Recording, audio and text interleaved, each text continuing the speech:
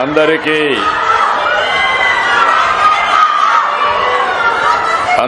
నమస్కారాలు. గౌరవనీయులు ఉప ముఖ్యమంత్రి జనసేన అధినేత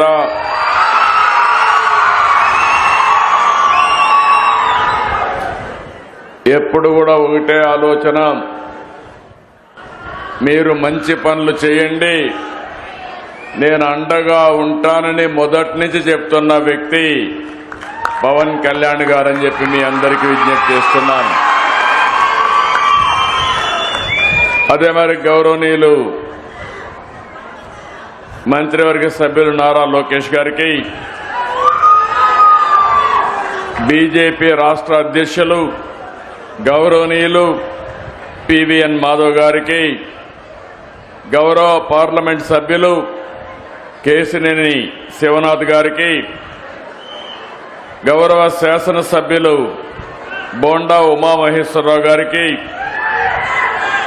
గద్దె రామ్మోహన్ రావు గారు, ఆర్టీసీ చైర్మన్ కొనకళ్ళ నారాయణరావు గారు, వైస్ చైర్మన్ పిఎస్ మునరత్నం గారు, ప్రిన్సిపల్ సెక్రటరీ కాంతిలాల్ దాండే గారు, ఎండి ఏపీఎస్ఆర్టీసీ ద్వారకా తిరుమలరావు గారు, ఈరోజు ఈ కార్యక్రమంలో మా పక్కన కూర్చున్న ఆడబిడ్డలు శ్రీమతి ఉమా, శ్రీమతి రత్నవేణి, వీళ్ళిద్దరిని కూడా మీ అందరి తరపున ప్రతినిధులుగా ఉచిత ప్రయాణ సౌకర్యాన్ని ఏర్పాటు చేస్తున్నాం. కాబట్టి మొదటి లబ్ధిదారులుగా వారిని గుర్తించి వారిని గౌరవించామని చెప్పి నేను మీకు తెలియజేస్తున్నా. ఇక్కడుండే మీకే కాకుండా రాష్ట్రంలో ఉండే 2,62,00,000 మంది మహిళలకు విజ్ఞప్తి చేస్తున్నా. ఈరోజు నేను చేసిన కార్యక్రమం స్వాతంత్ర దిన సందర్భంగా చేశాను. మీకు ఆర్థిక స్వాతంత్రం కల్పించడమే నేను ధ్యేయంగా పనిచేస్తున్నాం. నేను గాని పవన్ కళ్యాణ్ గారు గాని బీజేపీ గాని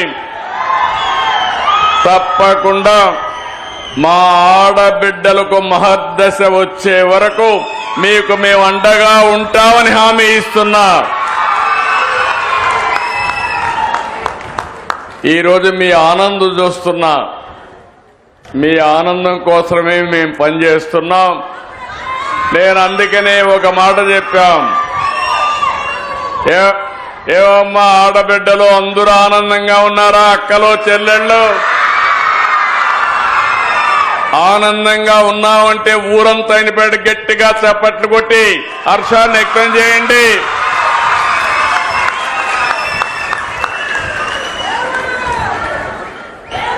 అందుకని ప్రధానమంత్రి గారు వికసిత్ భారత్ 2047 తీసుకొస్తే మనం స్వర్ణాంధ్రప్రదేశ్ 2047 తీసుకొచ్చాం. అందులో మీరు చూస్తే ఆరోగ్యం, ఆనందం, ఆదాయం అందరికీ ఉండాలనే ఏకైక లక్ష్యంతో ముందుకు పోతున్నాం. ఈరోజు మీరందరూ చూసినప్పుడు నేను ఇక్కడికి వస్తే దారంతా బస్సులో ప్రయాణం చేశాం. నేను మిత్రుడు పవన్ కళ్యాణ్ గారు మిగిలిన అందరం కలిసి. మీ ముఖాల్లో ఆనందం చూస్తే నాకు అనిపించింది నా పూర్వజన్మ సుకృతం ఇది. నా ఆడబిడ్డలకు మంచి చేశారని ఒక ఆనందం, ఒక తృప్తి. చాలా రోజులు అనుకున్నాం కానీ స్త్రీ శక్తి ఎప్పుడు ప్రారంభించాలి అంటే ఆగస్టు 15 ప్రారంభించాలని నిర్ణయం చేశామంటే దీని వెనకాల ఒక చరిత్ర ఉంది. మీకు ఆర్థిక స్వాతంత్రం తేవడం, ఆడబిడ్డల గౌరవాన్ని పెంచడానికి ఈ ఎన్డీఏ ప్రభుత్వం పనిచేస్తా ఉందని మరొకసారి మీ అందరికీ విజ్ఞప్తి చేస్తున్నా. పేరు కూడా స్త్రీ శక్తి అని పేరు పెట్టాం. ఇది ఇప్పుడు నుంచి ప్రతి ఆడబిడ్డ బస్సు ఎక్కి రాష్ట్రంలో ఏ ప్రాంతానికి పోవాలన్నా స్వేచ్ఛగా వెళ్లే అధికారం మీకు ఇచ్చామని మీ అందరికీ విజ్ఞప్తి చేస్తున్నాను. సూపర్ 6 ఆ రోజు చెప్తే నమ్మలేదు. ఈ రోజు గర్వంగా చెప్తున్న సూపర్ 6 సూపర్ హిట్. అవునా కాదా? అవునంటే చేతులెత్తి చెప్పండి అవునని. దీనికి కారణం మీరు ఒక్కసారి ఆలోచిస్తే, నేను పవన్ కళ్యాణ్ గారు బీజేపీ ముగ్గురం కలిసి ఎన్డీఏగా కూటమి ఏర్పాటు చేశాం. ఎన్నికల ముందే పవన్ కళ్యాణ్ గారు ఒక మాట అన్నారు, ప్రభుత్వ వ్యతిరేక ఓటు చీలడానికి వీలు లేదు, రాష్ట్రాన్ని పునర్నిర్మాణం చేయాలి, బేషరతుగా పొత్తుంటుందని చెప్పిన వ్యక్తి పవన్ కళ్యాణ్ గారని చెప్పి నేను మీకు తెలియజేస్తున్నా.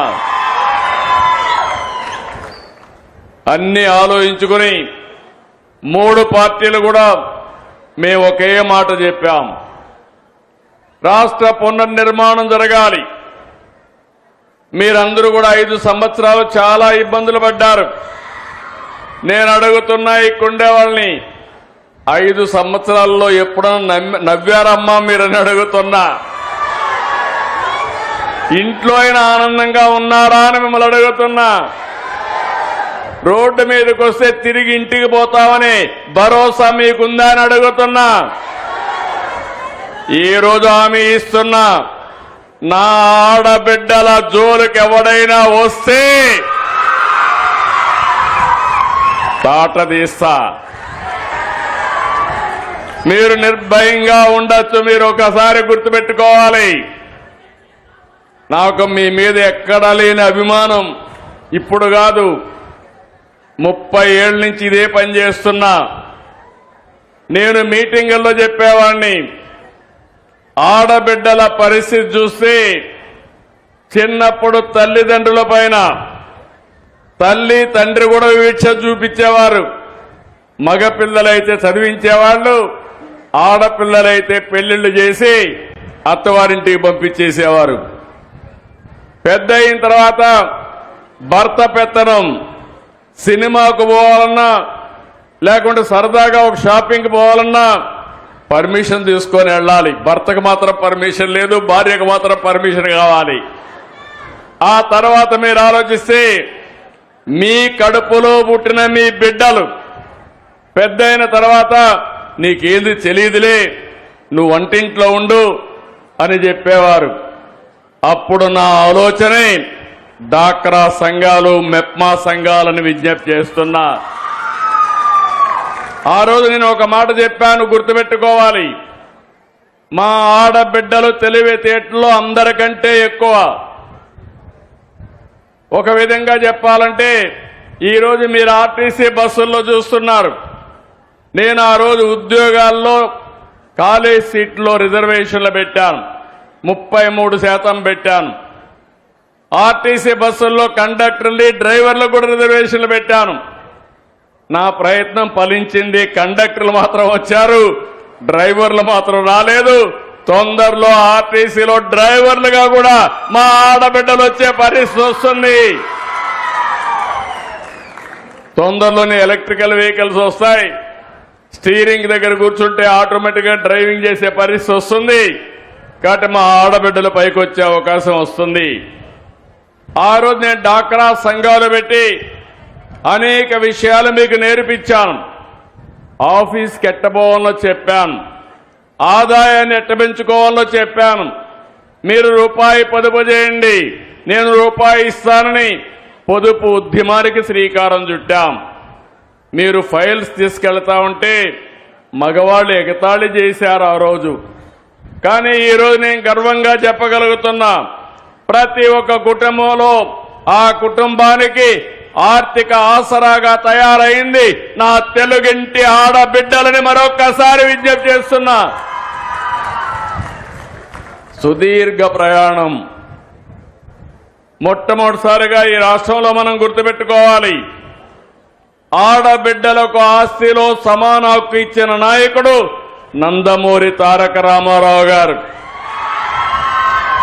ఆడబిడ్డలు చదువుకోవాలని మహిళా విశ్వవిద్యాలయాన్ని ఏర్పాటు చేసిన వ్యక్తి ఎన్టీఆర్. ఆడబిడ్డలకు కూడా రాజకీయాల్లో ప్రవేశం రావాలని స్థానిక సంస్థల్లో 9% రిజర్వేషన్లు పెట్టిన వ్యక్తి ఎన్టీ రామారావు గారు. ఈరోజు కేంద్రంలో ఉండే ఎన్డీఏ 33% ఆడబిడ్డలకు చట్టసభల్లో రిజర్వేషన్లు పెట్టారు. అది ఈరోజు మనం సాధించిన విజయం. దీనికి మనస్ఫూర్తిగా నరేంద్ర మోడీ గారిని అభినందిస్తున్నానని చెప్పి కూడా నేను మీకు తెలియజేస్తున్నా. ఈరోజు నేను అడుగుతున్నా ఈ కుండే వాళ్ళందరినీ 64 లక్షల మందికి ఎన్టీఆర్ భరోసా పింఛన్లు ఇచ్చాం. మీరు ఒక్కసారి గుర్తుపెట్టుకోవాలి, ఒకప్పుడు మీరు చూస్తే 5 ఏళ్లు పట్టింది 2000 నుంచి 3000 చేయడానికి. నేను వస్తానే ఒకే మాట చెప్పాను, ఏప్రిల్ నుంచి ఇస్తానని. పింఛన ఏప్రిల్ నుంచి ఇచ్చామా లేదా అని మిమ్మల్ని అడుగుతున్నా. 64 లక్షల మందికి ఇస్తున్నాం. ఇంకో పక్కన ఆడబిడ్డలున్నారు, తల్లికి వందనం మొన్నే ఇచ్చా. ఎంతమంది పిల్లలుంటే అంతమంది పిల్లలకి 15,000 ఇచ్చామా లేదా అని అడుగుతున్నా. ఇచ్చుంటే గట్టిగా చప్పట్లు కూడా చెప్పండి. మీరు కూడా గుర్తుపెట్టుకోవాలి, ఏదో రాజకీయాల్లో మంచి ప్రభుత్వాన్ని అన్ని పనులు చేసినప్పుడు మాకు ప్రచారం చేసే బాధ్యత ప్రజలే తీసుకోవాల్సిన అవసరం ఉంది. మళ్ళీ మీ భవిష్యత్తుకు నాంది పలకాలన్నా, కంటిన్యూగా మంచి పనులు జరగాలన్నా ఎప్పటికప్పుడు ప్రజా చైతన్యం కూడా చాలా అవసరం అని చెప్పి నేను మీకు తెలియజేస్తున్నా. ఈరోజు అన్నదాత సుఖీభవ పథకం వచ్చిందా లేదా అని ఆడబిడ్డలు అడుగుతున్నా. మీ ఇంట్లో మగవాళ్ళకి అన్నదాత సుఖీభవ కింద కేంద్రం 2,000, మనం 5,000, 47 లక్షల మందికి 7,000 రూపాయలు చొప్పునేశాం. దీపం నేనే ఇచ్చా. వంట గ్యాస్ సిలిండర్లు మా తల్లిని చూసేవాణ్ణి. వంటింటికి పోతే, వంట రూములోకి పోతే బయట వస్తే కళ్ళల్లో నీళ్లు వచ్చేటివి. రోజంతా వంటగదిలో గడిపేవాళ్ళు. అది చూసిన తర్వాత నాకు అనిపించింది, నా తల్లి పడిన కష్టం నా ఆడబిడ్డలు కష్టపడకూడదని మొట్టమొదటిసారిగా దేశంలో దీపం కార్యక్రమం ప్రవేశపెట్టిన పార్టీ ఆ రోజు తెలుగుదేశం పార్టీ. ఈరోజు మళ్ళీ 2-3 గ్యాస్ సిలిండర్లు ఉచితంగా ఇస్తున్నా. అవునా కాదా అని అడుగుతున్నా. ఆనందంగా ఉన్నారా అని అడుగుతున్నా మిమ్మల్ని అందరినీ. మీ పిల్లలకు ఇప్పుడే బస్సు ఎక్కాం. బస్సులో నేను ఒక 10 మందితో మాట్లాడాను. 10 మందితో మాట్లాడితే పవన్ కళ్యాణ్ గారు కూడా మాట్లాడారు, లోకేష్ గారు మాట్లాడారు, మాధవ్ గారు మాట్లాడాం. అందరూ ఒకటే ఆనందంగా ఉన్నారు. ఈరోజు మాకు 1,500 నుంచి 2,000 రూపాయలు నెలకు భారం తగ్గుతా ఉంది, ఖర్చు తగ్గుతా ఉందని ఆడబిడ్డలు ఆనందపడే పరిస్థితికి వచ్చారు. అది ఈరోజు స్త్రీ శక్తి పథకం వల్ల లాభం అని చెప్పి కూడా నేను మీకు తెలియజేస్తున్నా. ఈరోజు మేము ఇచ్చిన సంక్షేమ కార్యక్రమాలే కాకుండా ఎన్నికల మేనిఫెస్టోలో చెప్పాం, 20 లక్షల ఉద్యోగాలు ఇస్తామని చెప్పాం. మెగా డిఎస్ఏ పెట్టాం. 16,347 ఉద్యోగాలు ఈ మంత్ ఎండ్కి ఇచ్చే పరిస్థితి వస్తుంది. నేను ఒకటి హామీ ఇస్తున్నా, 5 సంవత్సరాల్లో 20 లక్షల ఉద్యోగాలు కల్పించడానికి ఈ ప్రభుత్వం సిద్ధంగా ఉన్నాం. తప్పకుండా చేస్తామని మరొకసారి మీ అందరికీ హామీ ఇస్తున్నా. ఇప్పటికీ మిమ్మల్ని అందరినీ వేధిస్తున్నటువంటి ల్యాండ్ టైటిలింగ్ యాక్ట్ కూడా రద్దు చేశాం. అన్నా క్యాంటీన్లు పెట్టాం. మీరు ఎవరన్నా ఇక్కడికి వస్తే పని చేసుకుని అన్నా క్యాంటీన్లో భోంచేసి బస్సు ఎక్కి 1 పైసా ఖర్చు లేకుండా సురక్షితంగా ఇంటికి వెళ్లే ఏర్పాటు చేశాం. ఈ 5 కూడా, ఇవన్నీ కూడా మొట్టమొదటిసారిగా నేను సంతకాలు చేశాను. అదే సమయంలో సూపర్ 6 అంతా కూడా ఈరోజు ఇంప్లిమెంట్ చేశాం. ఈరోజు మిమ్మల్ని చూస్తున్నాను, కొంతమంది కావాలని అనవసరంగా కన్ఫ్యూజ్ చేస్తున్నారు. ఈరోజు ఎన్నో సమస్యలు ఉన్నాయి. మా మిత్రుడు పవన్ కళ్యాణ్ గారు అడిగారు, సార్ ఇవన్నీ సాధ్యమా అన్నారు. నేను ఒకటే చెప్పాను, తప్పకుండా మనసుంటే సాధ్యం, మన ఆడబిడ్డలకు ఇవ్వాలి, ఇచ్చి తీరతానని ఆ రోజు చెప్పాను, మాట నిలబెట్టుకున్నామని మరొక్కసారి విజ్ఞప్తి చేస్తున్నా. Palle Velugu, ultra Palle Velugu, city ordinary, express, metro express, వీటిలో ఏ బస్సు ఎక్కినా, ఎంత దూరం వెళ్ళినా, జిల్లాలు మారినా ఎవరికి ఇబ్బంది లేకుండా ప్రయాణ సౌకర్యం ఏర్పాటు చేసే బాధ్యత ఈ ప్రభుత్వానిది. 11,449 బస్సుల్లో 8,458 బస్సులు మీకోసం, స్త్రీశక్తి కోసం కేటాయించాం. ప్రతి తల్లి అత్తింటిలోని తన కూతుర్ని ఉచిత బస్సులో వెళ్లి చూసి తిరిగి రావచ్చు, పైసా ఖర్చు లేదు. ప్రతి కోడలు అత్తతో కలిసి ఉచిత బస్సులో మార్కెట్కి పోయి సరుకులు కొనుక్కొని ఇంటికి పోయే పరిస్థితి వస్తుంది. ప్రతి మహిళ, ప్రతి యువతి ఉద్యోగానికి, విధులకు ₹1 ఖర్చు పెట్టకుండా అదనంగా డబ్బులు సంపాదించుకునే పరిస్థితి వస్తుంది. వృద్ధుల హాయిగా దేవాలయాలు, శ్రీకాకుళం నుంచి మంత్రాలయం వరకు, శ్రీశైలం వరకు ఉచితంగా ప్రయాణ సౌకర్యాలు ఏర్పాటు చేసుకోవచ్చు. పుణ్యక్షేత్రాలన్నీ దర్శించుకోవచ్చు. చిరు వ్యాపారులు, మీ ఉత్పత్తులను చూశాను.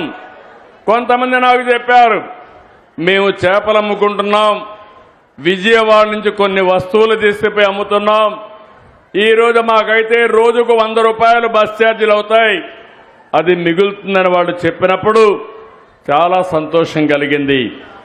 నరేగా పనులకు వెళ్ళేవాళ్ళు, కూలీ పనులకు వెళ్ళేవాళ్ళు ఆర్టీసీ బస్సుల్లో వెళ్ళి మీరు పనిచేసి మళ్ళీ ఇంటికి పోయే పరిస్థితి వస్తుంది.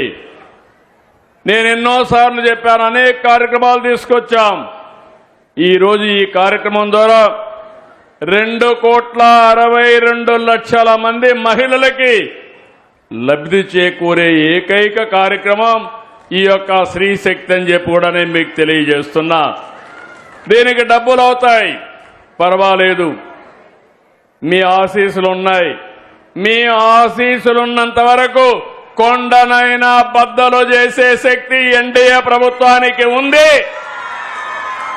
వెనక్కి తిరిగి చూసే సమస్య లేదు, దూసుకెళ్తాం తప్ప వెనక్కి చూడమని చెప్పి కూడా నేను మీకు తెలియజేస్తున్నా.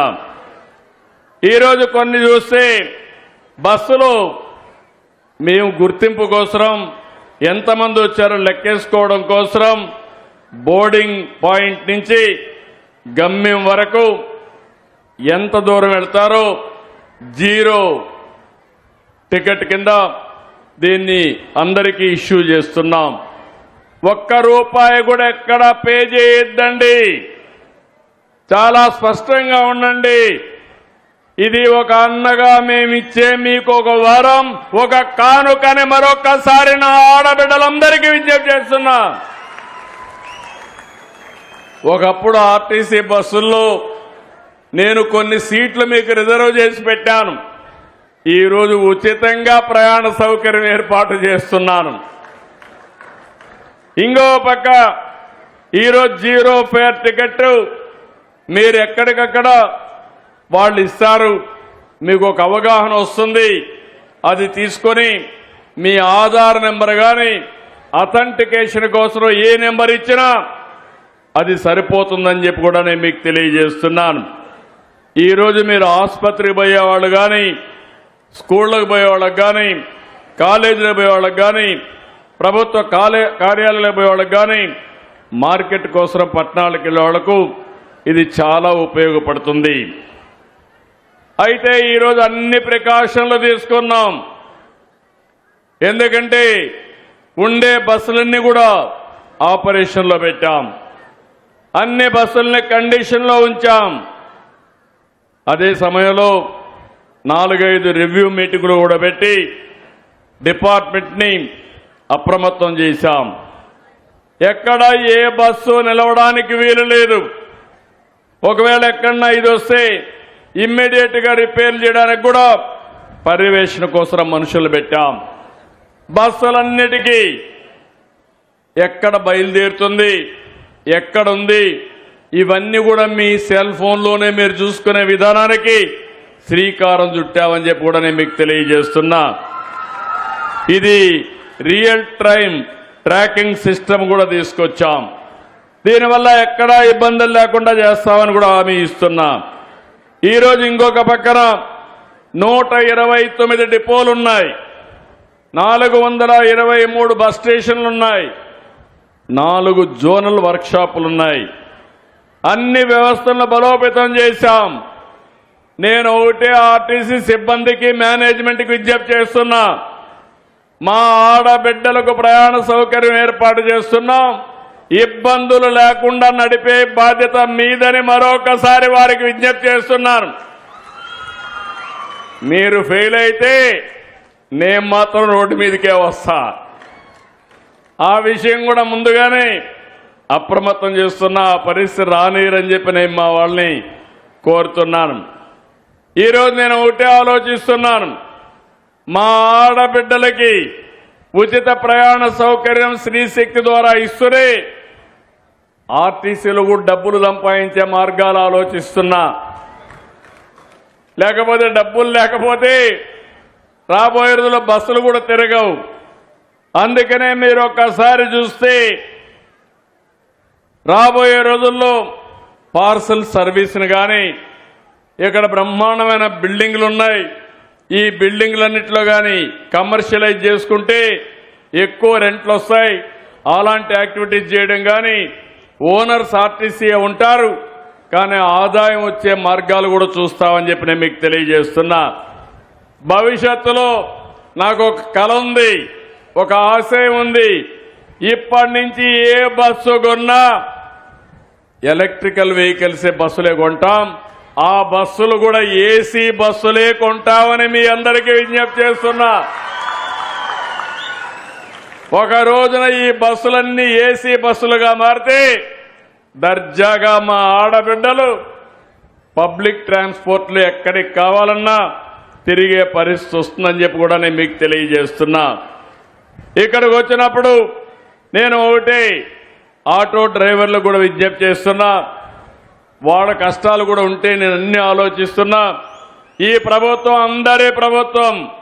నేను కానీ, జనసేన కానీ, బీజేపీ కానీ ప్రతి ఒక్కరికి న్యాయం చేయాలనే ఆలోచన తప్ప ఏ ఒక్కరికి ఇబ్బంది పెట్టమని మరొకసారి మీ అందరికీ విజ్ఞప్తి చేస్తున్నాను.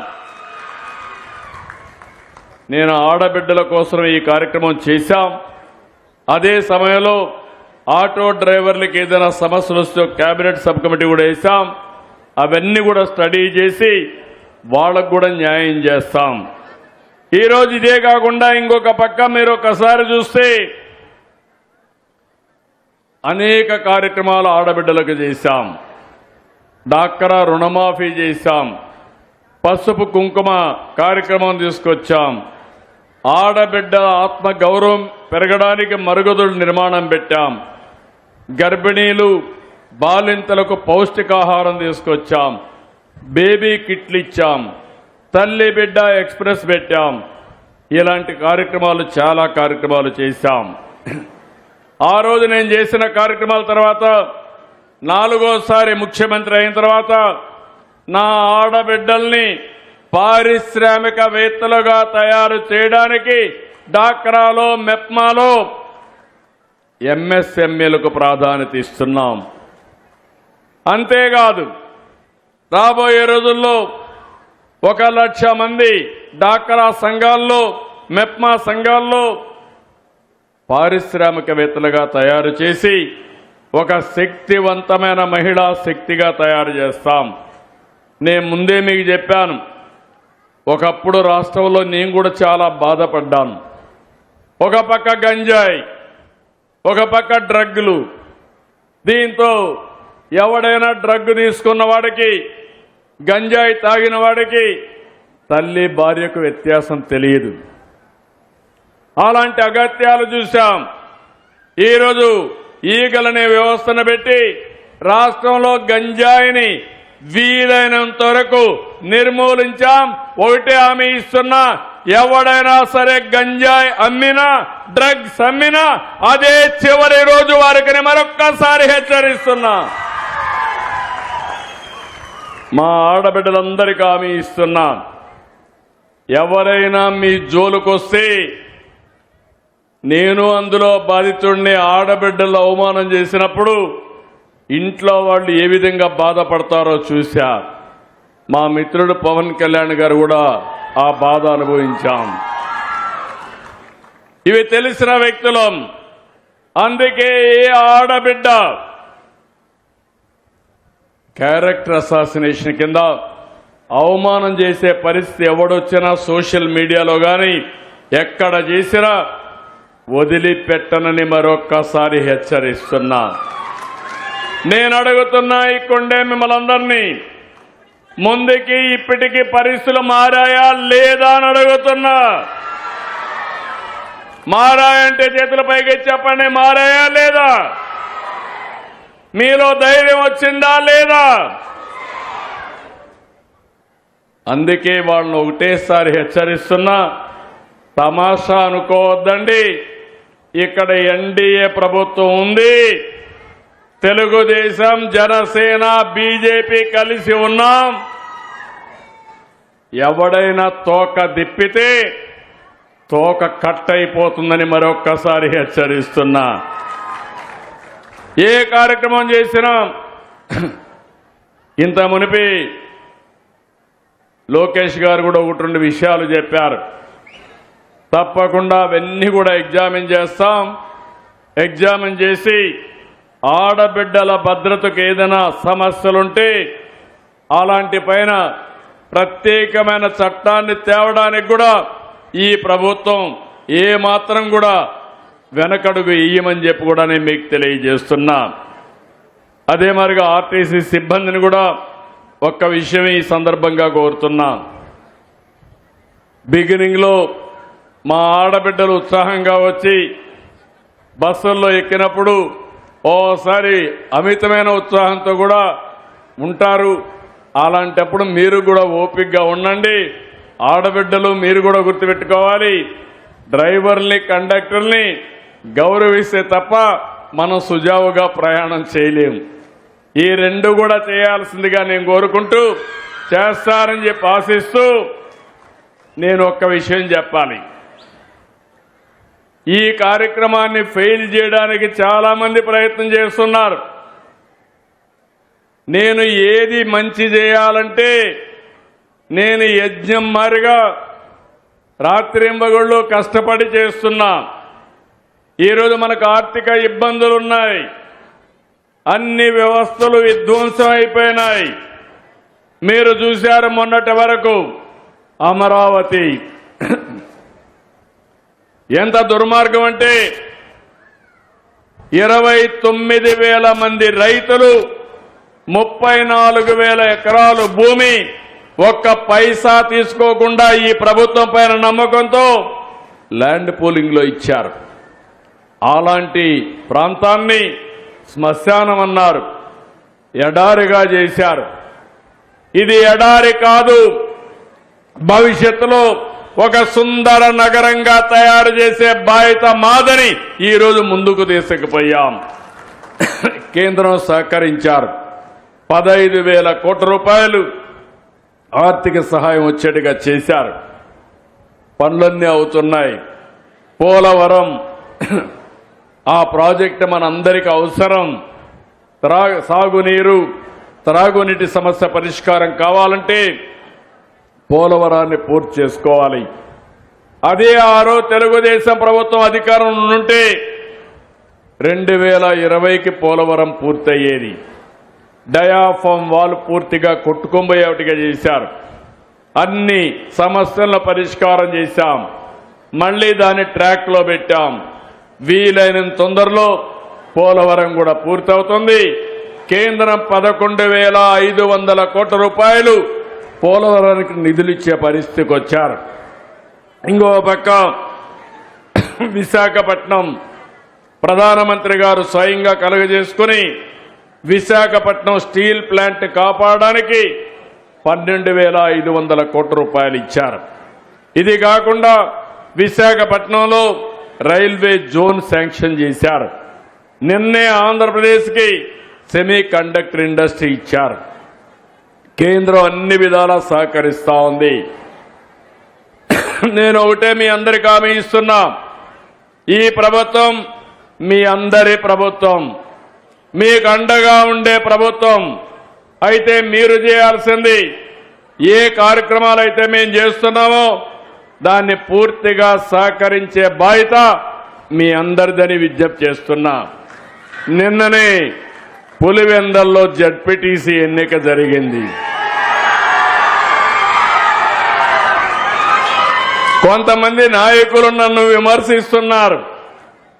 అక్కడ ప్రజలు ఒక క్వశ్చన్ అడిగారు. 30 సంవత్సరాల తర్వాత ఓటు వేశాను, అందరికీ దండాలు అని ఒక వ్యక్తి బ్యాలెట్ బాక్స్ లో కాగితం వేశాడు. అంటే 30 సంవత్సరాలు అక్కడ ఓటు వేయలా, మొట్టమొదటిసారిగా ఓటు వేశారు. అంటే వాళ్లకు ఓటు హక్కు రాలేదు. ఈ యొక్క 79వ స్వాతంత్ర దినోత్సవ సందర్భంగా వాళ్లకు స్వాతంత్రం వచ్చిందని మీ అందరికీ విజ్ఞప్తి చేస్తున్నా. ఇంకో పక్క ఇంకొకతను కాగితం వేశాడు, మా వివేకా సార్కి న్యాయం చేయండి సార్ అని. చెయ్యాలనా లేదా న్యాయం? చెయ్యాలా లేదా న్యాయం? నాయకులు సమాధానం చెప్పండి.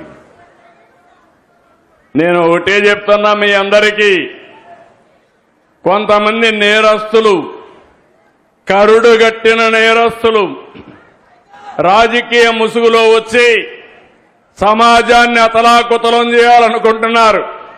అందుకే చెప్పా, సిబిఎన్ 14 సిబిఎన్ కాదు, 95 సిబిఎన్. అందులో నేను గాని, పవన్ కళ్యాణ్ గారు గాని, బీజేపీ గాని ఎక్కడా అన్యాయం చేయం, ఎవరి జోలుకు రావు. ప్రజాస్వామ్యాన్ని అపహాస్యం చేసిన, నేరాలు చేసి రాజకీయ ముసుగులో తప్పించుకోవాలన్నా వదిలిపెట్టే సమస్య ఉండదు, ఉండబోదని మరొకసారి విజ్ఞప్తి చేస్తున్నా. నేను ఇప్పుడు మిమ్మల్ని అడుగుతున్నా, ఈ 2 క్వశ్చన్స్కి సమాధానం చెప్పాలనా లేదా? మనం మీ అందరి బాధ్యత అవునా కాదా? మీ అందరి బాధ్యతే మా బాధ్యత. ఆ విషయం కూడా చెప్తున్నా. రాబోయే రోజుల్లో ఎక్కడా రిగ్గింగ్లు ఉండవు, ఇష్టానుసారంగా చేయడానికి వీలు లేదు. ప్రజాస్వామ్యయుతంగా ఈ పార్టీ ఉంటుంది, ఎన్డీఏ ఉంటుంది. అదే సమయంలో నిరంతరం మీకోసం పనిచేస్తామని మరొక్కసారి తెలియజేసుకుంటూ, ఈరోజు నాకెంత ఆనందంగా ఉందంటే, మనందరం స్వాతంత్ర దినాన్ని జరుపుకుంటే నా ఆడబిడ్డలకు ఆర్థిక స్వాతంత్రం ఇవ్వడానికి ముందుకొచ్చానని ఎక్కడ లేని ఆనందం ఉంది, తృప్తి ఉంది. ఇదే కాదు, మేము 3 పార్టీలు కూడా కష్టపడేది, సంపద సృష్టించేది మీరు మీ కుటుంబాలు బాగుండాలని, మీ కష్టాలు తీరాలని నిరంతరం పనిచేస్తున్నాం. అందుకే ఆ రోజే చెప్పాం, సమిక్షేమం, అభివృద్ధి, సుపరిపాలన ఈ 3 కూడా కలిపి తీసుకొని ముందుకు పోతామని చెప్పాం. ఈ రోజే నేను అనౌన్స్ చేశాను, మీరు ఏ ఆఫీసుకు పోయే పని లేదు. మీ సెల్ ఫోన్లో వాట్సాప్కి వెళితే 700 సేవలు ఆటోమేటిక్ గా మీకు అందుబాటులోకి వచ్చాయి. అది ఈరోజు ఎన్డీఏ పరిపాలన. ఇక్కడ అదే సుపరిపాలన. ఒకప్పుడు మన భూములు కబ్జా చేస్తే ఆ భూములు కాపాడుకోలేని పరిస్థితి. ఒకప్పుడు మన భూమి మనది, పట్టాదారు పాసు పుస్తకం మనది, ఆ పట్టాదారు పాసు పుస్తకం పైన బొమ్మ మాత్రం వేరే వాళ్ళది. ఇప్పుడు అవి లేవు. రాజముద్రతో, ప్రభుత్వ అధికార ముద్రతో మీకందరికీ పట్టాదారు పాసు పుస్తకాలు ఇచ్చిన పార్టీ ఎన్డీఏ అని చెప్పి కూడా నేను మీకు తెలియజేస్తున్నా. ఇలాంటి అనేకమైన వినూత్నమైన కార్యక్రమాలకు శ్రీకారం చుట్టాం. చాలా సంతోషం. ఈరోజు మళ్ళీ చెప్తున్నా, నేను ఏ కార్యక్రమం చేసినా మొట్టమొదట నేను చేయబోయేది మా ఆడబిడ్డల్ని దృష్టిలో పెట్టుకొని చేస్తానని మరొక్కసారి మీ అందరికీ హామీ ఇస్తూ మీ అందరి దగ్గర సెలవు తీసుకుంటున్నా. జై హింద్.